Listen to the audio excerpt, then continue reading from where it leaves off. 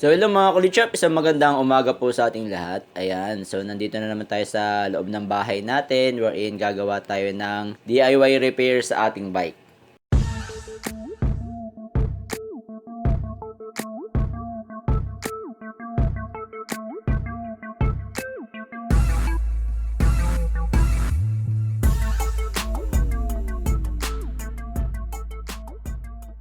Alright, so sa previous vlog natin, si Toxic Brandon po ay eto nga po yung sakit niya. Kinakalawang po yung ating lever sa harap at likod. Try natin ngayon na i-restore siya. Guys, ayan, pipinturahan natin siya para mawala yung kalawang niya. Tuturo ko sa inyo kung paano yung diskarte if ever na gusto nyong pinturahan or i-recondition yung mga levers ninyo. Tulad nito na Sieve Simmers na version 2. So, ayan, kung mapapansin nyo nga, may kalawang yan. Ayan. Ayan, may kalawang. Ayan, pa isa. Ayan. Okay. So, gawa natin ang paraan para mapinturahan siya, no? Pero yung ipipintura ko, guys, hindi yung black na tulad nito dahil malamig yung panahon at ang gagamitin ko yung isa kong pintura na medyo black din naman siya, metallic black nga lang. Mas madali kasing matuyo yun kahit na ganitong malamig ang panahon at mas kumakapit siya.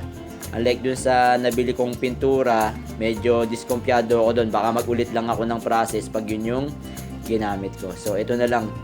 Ang mahalaga naman mapinturahan natin para mawala yung varnish niya at saka yung kalawang. Alright, so ang gagawin natin guys is kumuha lang tayo ng, so ito lang yung kailangan natin, yung star screw na screwdriver. Star na screwdriver, So ito kasi guys, meron siyang, kung papansinin nyo mabuti, meron siyang, ayan, yung parang pinaka adjustment screw dito sa lever natin, So, kailangan lang natin itong matanggal para mabunot natin itong pinaka-lever natin. So, iikot lang natin. Star screw po yan. Ayan. So, ang gagawin natin is iikot lang natin clockwise. Ayan. Para po siya itumulak. So, siya po yung pinaka-lever dun sa ating hydraulic brake.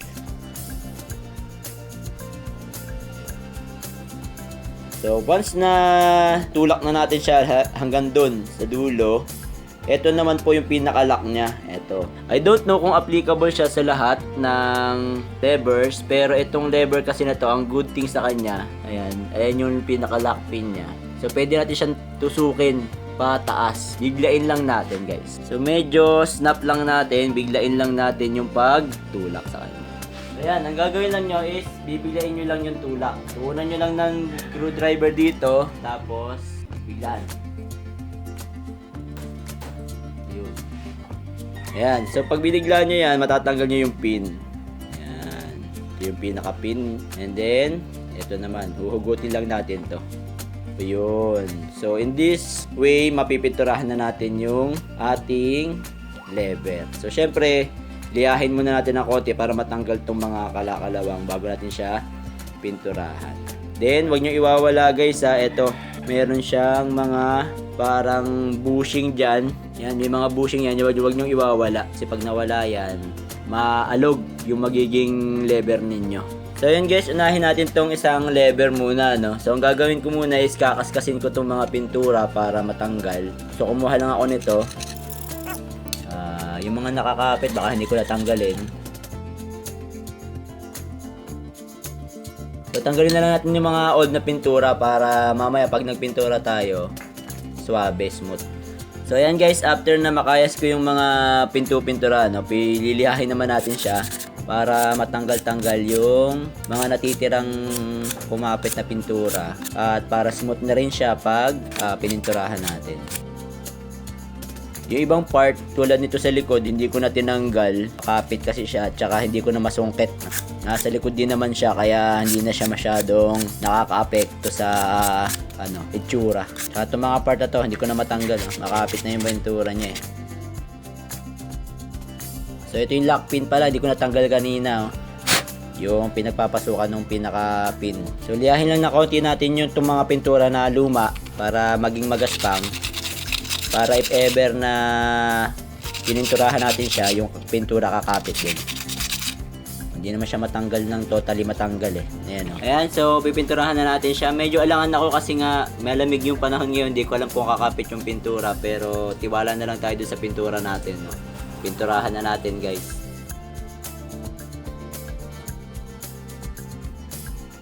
So ayan siya, guys, may pagka-metallic gray siya, no. Ayan. So habang pinapatayo natin siya, doon naman tayo sa kabilang lever. So habang pinapatuyo natin, guys, yung isang lever natin, tatanggalin naman natin tong isang lever natin, ano.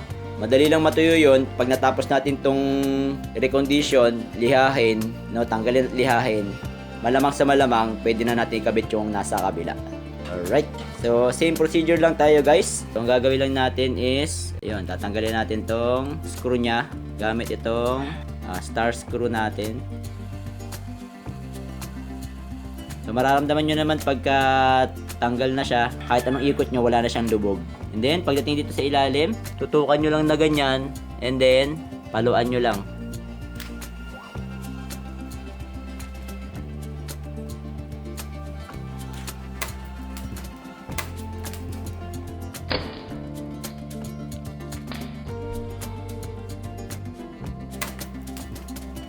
Yun, tumalsik na yun. Yan, tumalsik. Wala niya, madali lang matanggal yon. And then, ayan, hugutin nyo lang din. Ayan. So, gaya ng kanina, guys, kakaskasin natin yung pintura. Kaskasin natin yung pintura gamit yung kahit anong bakal, no? O kaya kung may paint stripper kayo, mas maganda. Medyo ako lang kasi nagmamadali kasi may pasok pa ako mamaya. Kaya kaskas na lang tayo. At ito nga, medyo natatuklap-tuklap na rin kasi talaga yung pintura nito, kaya mabilis na kaskasin. So ayan, guys, tanggalin natin yung ibang pintura. Hindi natin malahat again yung mga pintura, no, dahil yung iba makapit pa. Pero yung matatanggal natin, tinanggal natin. Then liha. Ayun, so yung sa ilalim, ayun, ganun din, makapit pa rin. Kaya lilihahin na lang natin siya para gumaspang. So yun, tatanggalin din natin itong dumi dahil mapapagalitan tayo pagka iniwan natin itong ganito. Ayan, so habang pinapatuyo natin itong isa, bugahan naman natin itong isa.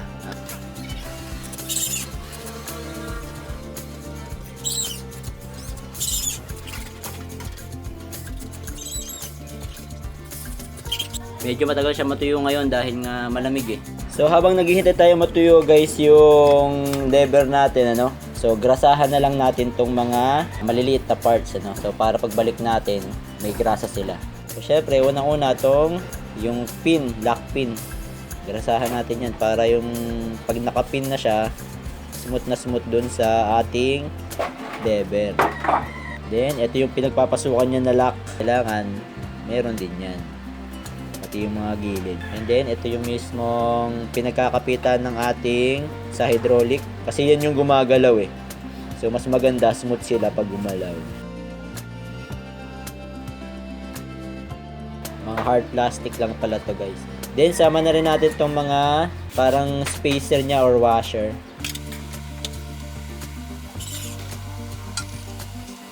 So ayan, nagrasahan na natin sila. Yung iba ibabalik na natin doon sa kanilang pwesto.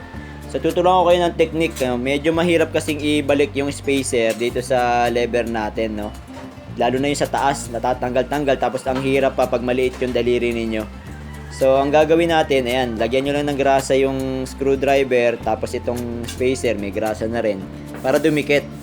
And then tsaka nyo siya isushoot dahan-dahan papunta doon sa butas. Yun ang technique dyan, guys. So, ayan, yan. Yan ang technique dyan. So, para kumapit siya dun sa butas, no? Ang hirap kaya. Pag malaki, lalo na pag malaki yung daliri nyo. Ayan, hindi nyo maipasok ng maganda dun sa butas. Ayan. So, ayan. Ganyan. Patong nyo lang sa screwdriver. And then, yun. O, diba? So, pasok siya. Mabilis lang. So ayan, guys, natuyo na rin yung ating lever, ano. So medyo matagal-tagal matuyo ngayon kasi ang lamig nga ng panahon. Hindi agad siya matuyo. So ang ginawa ko, binilad ko pa siya sa araw. Pero mga 30 minutes, okay na siya, tuyo na. So ayan. Ang problema ko lang, hindi ko na alam kung alin yung pang kanan at pang kaliwa. Anyway, kahit alin naman dyan, pwede yan. Kahit alin yung mapakanan natin, mapakaliwa. So unahin na lang muna natin tong isang to. So syempre, ibabalik muna natin itong socket. Ayan, dyan sa ibabaw. And then yung ito, yung clip, lock clip sa loob. So ito, huwag nyo kakalimutan yan, nandyan yan sa loob. Dahil hindi nyo maikakabit yung pinaka-lever niya pag wala yan dyan. Yan, so i-set up na natin muna pareho. Yan, ito rin yung isa. So dapat ito guys ay nakagitna, ano.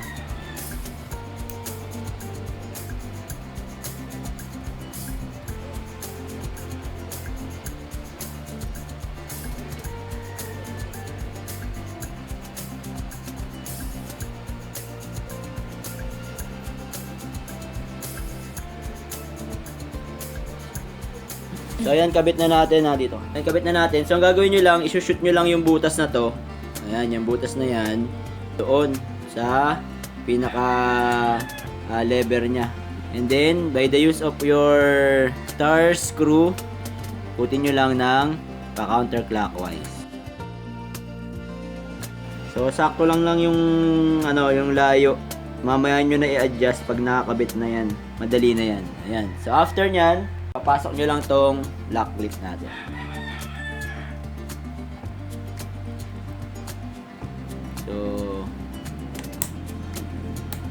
So yun, papasok na. Then mamaya natin i-adjust dyan. So sunod naman dito sa kabila, ganun din yung process. Tama nyo lang ng konti dito sa butas. Ayan yung butas nya. Ayan, doon sa pinaka adjusting screw nya. So usually pagka yung pinaka-end ng screw nyo ay ayan na, nasa dulo na, okay na yon, fit na yon, no? Usually. So yun yung adjustment nya. So bahala na lang kayo mag-adjust kung medyo bitin pa yung pagkaka-press nyo sa lever. So and lastly, itong lock clip sa ibabaw. Ayan. So ayan na siya. So, i-adjust nyo na lang guys yung adjustment screw depende sa press nyo sa lever. Alright. So, ayan na po yung ating lever. Ayan, wala na yung kakalakalawang. At maganda na ang kanyang pintura. Ganun lamang po ang ating steps sa pagpapalit or pag-recondition ng ating lever. Alright. So, I think hanggang dito na lamang po ang ating video. At sana po may niambag na naman ako kapakipahinabang sa araw na ito. At sa mga hindi pa po nakasubscribe, subscribe lang tayo sa Kulit Shop. Ang shop na makulit pero walang physical shop. See you on my next videos. Bye-bye!